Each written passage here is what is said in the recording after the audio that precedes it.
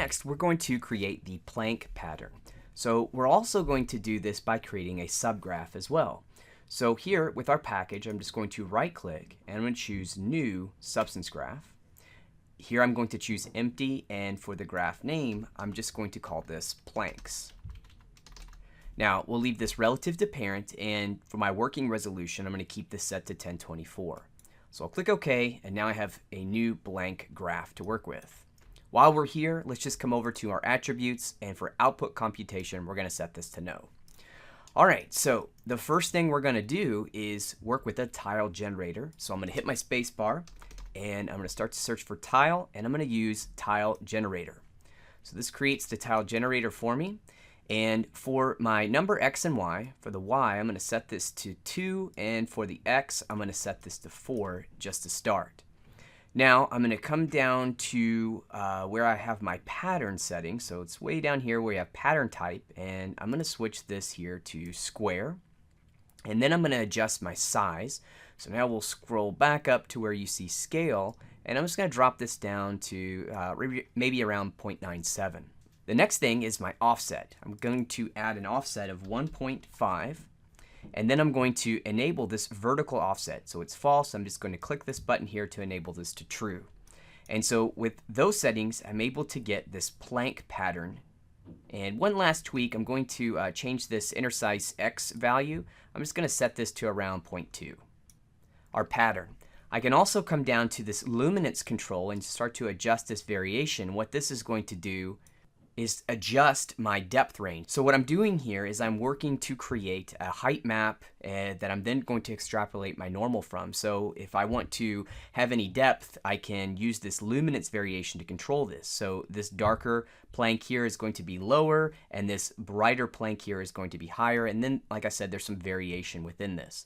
So I'm going to use a little bit of this control.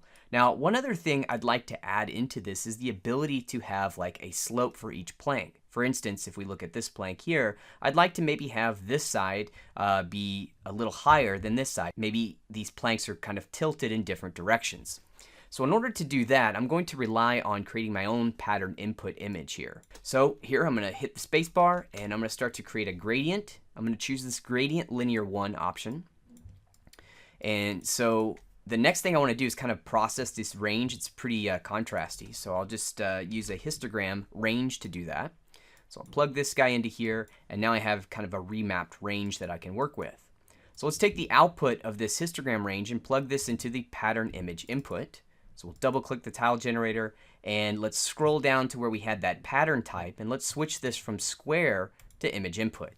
So now you can see that I've introduced these slopes. Now I can go back here to this histogram range and then make some changes to this as well. So here, let's just tweak this a bit. And so now I have something like this.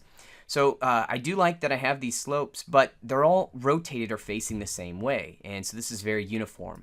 Now we can fix that by just coming here into the tile generator.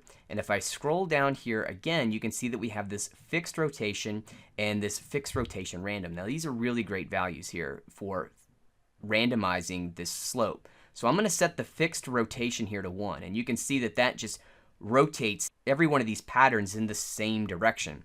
However, now that I have them horizontal, I can now randomize the rotation for each one of these patterns by using this fixed random rotation value.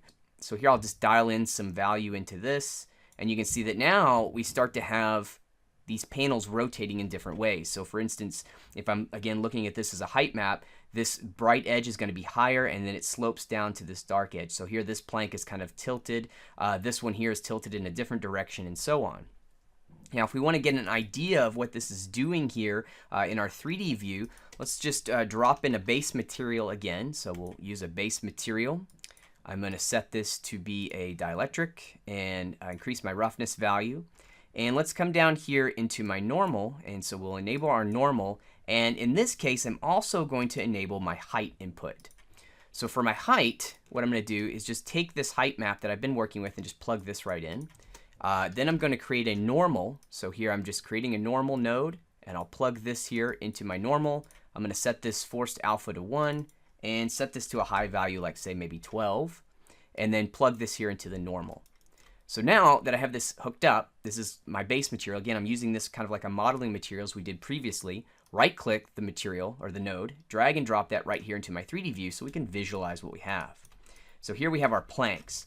Now I'm using the height, so I'm going to switch my shader here. So I'm going to come over to material and default. This is the default material for this cube. Definitions, physically based metal roughness, and I'm going to set this to tessellation. And then here in the material for the scale, I'm just going to start to increase the scale value. So let me set a value of like maybe something like say 4. It's pretty intense. And then I'm also going to increase my tessellation factor here. All right, so now you can see the effect of what this slope here is doing. Here, let's take a look at the actual gradient. So you can see what these gradients are doing and how they're affecting what these planks are, or how these planks are being rotated or tilted. And here, if we go back to that scale value, let's just bring this down to something that's a bit more realistic. Here you can see, you know, it's a nice effect to kind of break up these planks. So that's the idea of what we're doing here with this slope value. Okay, so now that we have this, I'm going to go back to this tile generator, and I'm going to set up an input parameter for controlling this X amount. So I'll double click, and this is going to take me to my attributes. And here for my input parameters, I'm going to click this plus button. And for the identifier, we'll call this plank underscore X. This is going to be an integer. And I'm going to set up some default. I'm going to set up a default value here of 2 and a minimum of 2 with a maximum of 4. And I'll clamp this. So this is going to be a range that I'm going to work with. Now that I have the input parameter, let's go back here to the actual instance parameter of this node and take a look at what we want to do. So here we have this default value of 4, and so this gives us 4 columns, 1, 2, 3, and 4. Now what I want to do is I want to have this control so that I can increase the plank amount on the X, but I want to be able to have the number X always produce an even amount of columns. The reason behind that is once this material is being applied to a model, and say I go into the material, like if we were to come into here, and my tiling is set to 1. If I set this tiling here to say 2, you can see that here's our tiling, and it's working for us. So if we go back now to this tile generator, and it's set to 4, which is an even number. If I set this to 5, you'll notice now that the tiling breaks. So here you can see that we get 2 planks that are sitting right next to each other. So if we set this back to an even number of say 4, the offset is working correctly. If we set this to an odd number, the offset's no longer working. Again, even number, we're good. Odd number, we're not good. So we want to be able to set up a control for this that's going to let us work with this kind of number X as an even number. Now again, going back here to my input parameters, we could set this up here by using a step amount. So if I set this to a step amount of 2, then whenever I change this default value, it would go from 2, 4, and so on. And then I could essentially use this number directly here within this tile generator. So when my input parameter says 4, it's just going to read this value in this number X as 4 as well, and that would work. However, we have a problem with that in that when we export this as a substance material, the integrations do not work with this step control. So we're not able to use that. That's why we're going to kind of build this control in ourselves inside of an empty function. So let's implement this now so it'll make more sense. So default value of 2.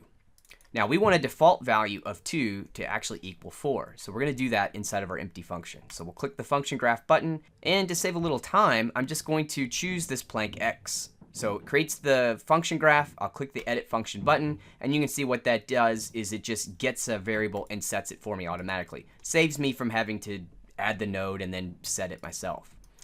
All right, so I've got this plank X. What I'm going to do is just multiply this guy. So we're going to multiply it. I'll hit space bar. I'm going to grab another integer, and I'm going to multiply it by 2. So now we have this set up. I'm going to right click the multiply option, and I'm going to set this as my output node, and you'll see here that my tiling pattern goes back. So we'll notice that whenever my plank X is set to 2 as my input parameter, we just multiply it by 2, so that equals 4, and that's going to give us our 4. So now that we have that, let's go back here to our input parameter, and if we set this here to 3, so just a value of 3, this is an odd number, but we know that that's actually being multiplied by 2, So 3 times 2 is 6, and that gives us that even number. And once more, we'll take this here to 4. 4 times 2 is 8, and that's going to give us our columns. 1, 2, 3, 4, 5, 6, 7, 8. All right, so for now, I'll set this back here to 2, and that's going to set up my input parameter control. While I'm here, I might as well make a label for this.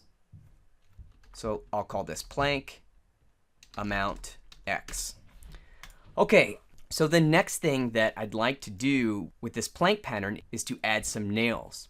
And so I'm going to put some nails on these boards. So in order to do this procedurally, I'm going to have to find a way to generate a mask. So for example, I want to be able to generate a mask that looks like this. So these are like some squares that are in this area that's going to represent or target the area where I want to put the nails on these planks. And like I said, I want to be able to derive this mask procedurally so that whenever I change my plank X amount, the tile generator is going to update, as well as the nail and nail hole positions on the planks. So now let's take a look at how we could go about doing that. So here's how we're going to generate our mask for those nail holes. First thing, I'm going to create an edge detect. And let's take this tile generator pattern that we have and plug this here into the edge detect. And I'll just lower that roundness amount. So now we have these edges. Next, I want to add a directional blur. So we're going to add a directional blur. And I'm going to keep the angle set at 0, but for the intensity value, I'm going to drive this to a value of, say, 20. Now, I'm going to take this directional blur and simply copy and paste it, except this time, for the degrees, I'm going to switch this to 90. So what I'm doing here with this kind of blurred area is I'm trying to target the area where I want to be able to place the nails. So now that I have kind of a basis for this, I need to run a levels on this. So here, let's run our levels. And here you can see it's starting to come together a little bit. So let's just kind of make sure we get this value correct. All right, so here's the start of our mask. It's inverted at this time, but that's okay. Where we already have this levels, just simply copy and paste it and plug this guy into here. So now we have this version. And so next, I'm going to blend these two results, the two results of these blurs together. So we're going to blend these two guys together, and we're going to switch this to an add mode. And so now I'm starting to get this area here where I want to be able to target the nail holes. We're still inverted at this time, and we still have some more work to do. What I need to be able to do is get rid of this kind of line and these kind of lines here, because I just want to get left with, let's see, yeah, get rid of this line because I just want to leave this area here. So we're going to continue working on this mask to do this. All right, so let's just move these nodes over, make a little bit of room. So here we're going to grab an edge detect once more, and we'll just plug this guy in, adjust our roundness, and we'll click this invert button. And our edge width, we can increase this somewhat. So this is the settings that I have so far. So now I've got this mask and this mask, and when I blend those together, this is going to give me what I need. So we'll take our foreground and background, and what we're going to do here is just add these two guys together. So now we get our little square areas, and then finally we want to invert this. So here I'm going to use my invert grayscale node, and now we finally have a mask here. So this mask is going to show us where we want to put our nails. So here, let's just reorg everything that we have so far. Okay, so we have our planks, and we have the mask area where we want to target our nail holes, but, well, we don't actually have any holes or nails. So to create that, we're going to use another tile generator. So here, I'm going to hit the space bar. However, this time I'm going to use the tile sampler node. So here we've created the tile sampler. And here for the X and the Y amount, we'll leave that alone for now. But for the pattern, I'm going to set this to disk. And the scale, I'm going to set it to like 0.22. So now I have these discs that are going to represent the nail holes in the boards. Now the reason I'm using this tile sampler is because it has the ability to use external maps or inputs to derive these parameters that we have. And so here's my mask. What I want to do is take this and plug it right here into this mask map input. And so here I'll scroll down to where we have this mask map threshold, and I'll just set this all the way to 1. So now when I do that, that disk is now representing the nail hole shape that we need for our plank. Okay, so now we have that stage ready. Let's now add a blend and integrate this together. So here we'll take our foreground as our nail holes, and let's grab our planks and place those into the background here. And then we'll just do a subtract. So now you can see that we have our planks and then we have our nail holes here. So now let's go back here to this tile sampler, and you'll notice that we have this X and Y amount. So we can see that when we have a default value of 4 for the X amount of our planks, the X amount for these discs in the tile sampler of 16 is going to work for us. So the trick becomes we need to establish a mathematical relationship between the X amount on the tile sampler and the X amount value that we're feeding into our tile generator, which again is all driven by this input parameter for plank X. So here, let's go back to our tile sampler and let's now create an empty function for this. If we were to take our input value and multiply that by a value of 4, this is going to give us what we need. So 2 times 4 is 8. So if I set this to 8, and then I set my Y amount here to 8, and then here, if we come back and take a look at the result of our blend, this is going to give us the correct size and position for the nail holes when the planks are set to a value of 4. So essentially, all we have to do is take our plank X and multiply it by 4 for the tile sampler.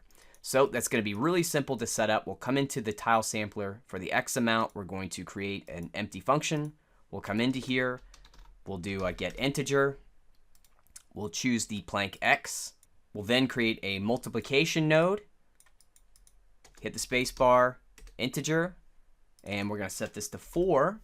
And then we'll just hook this here into the B of the multiplication. And then let's right click the multiplier node and set this as output. So now we'll just select these nodes, just copy them so we can paste them directly here into the Y. So we'll come into the Y amount, create an empty function, go into the function graph, paste, Control V, right click the multiply node, and then set as output. And everything is good to go. So now we'll just double click to go out to the root level where we have our input parameter. And if I change this, the nail holes will now sync up. So we have 2, if we switch this to 3, so you can see now the nail holes are being positioned and scaled appropriately. And then if we set this here to 4, again, they're being positioned and scaled appropriately. So now we have this procedural relationship set up with our planks and the nail holes. So now we want to do a little bit more work with these nail holes, and we actually want to add the nails themselves. So to do that, I'm going to come up here to my tile sampler, and I'm just going to add here my blur. And I'm just going to plug this here into the blur, the output of my tile sampler, and I'll decrease this intensity. So all I want to do here is just produce just kind of a softer edge here, just a little bit of a bevel on that edge. And so here, if we take a look at the result of what we have here with our blend, this is our holes with the planks. I'm going to feed that into the normal, and if I zoom in here, let's also feed this into our height as well. And so here we can see this looks really, really choppy. A lot of it's from the from the tessellation setting itself, but you can see that this aliased circled, the edge of this circle here is aliased, so it's like I said, producing a pretty choppy result. So now if we take the effect of this kind of bevel that we produced here with this blur, this produces a smoother, more clean kind of edge here to our nail hole. So that's going to work for us. All right, so one other thing though, I don't actually want to add the holes or the nails to the height map itself, because the way I look at the height is it's going to controlling the overall kind of silhouette of the large shapes, which is going to be my planks, and kind of the higher frequency detail like the nails in these holes, I'm going to let the normal map take care of that for me. So here, what I'm going to do is just borrow this background output, which doesn't have the nail holes. I'm just going to borrow that and replug this in. So I'll hold down the control key and just left click to just pull that connection line off and then plug that back to my height.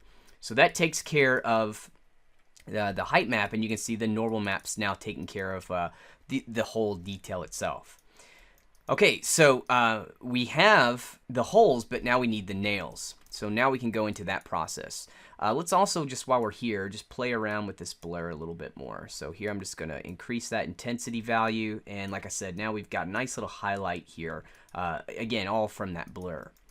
So like I said, we have the blur, and it already has that soft edge. So what I can do now is I'm just going to hit the space bar, do a search for the curve node, and I'm going to use the curve node to kind of help me create this nail. So now we'll just take this blur and we're going to run this or process it through our curve node.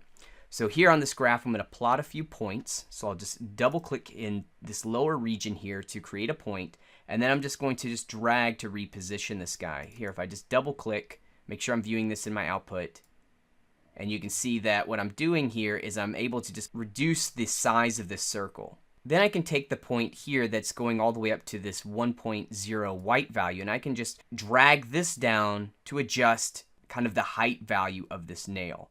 So I'm going to drag this point to around this region, and then again I'll double click to add another point. Let me just zoom in pretty close here, and what I'm going to do here is just create a little beveled edge. So here you can see, this little beveled edge that I'm kind of trying to work on here. So we'll bring this guy down, something like this. And just, like I said, slight adjustment here. And that should do it for us. So a little beveled edge. Okay, so now that's going to be our nail. So let's add another blend. And let's integrate the nail into the hole itself. So we'll hit this, we'll plug this guy here into our foreground. And let's take the result of our blend, which has the hole already. Let's place that into the background. And then we're going to come over here and choose Max Lighten for our blending mode. And now you can see that we have this nail that's fitting inside the hole. So now let's take the result of this blend and plug that into our normal map. And so now you can see here we've got our nails and the hole. We can also go back here to our curve and make any adjustments if we need to. But, I think this is going to pretty much work for what I want to do.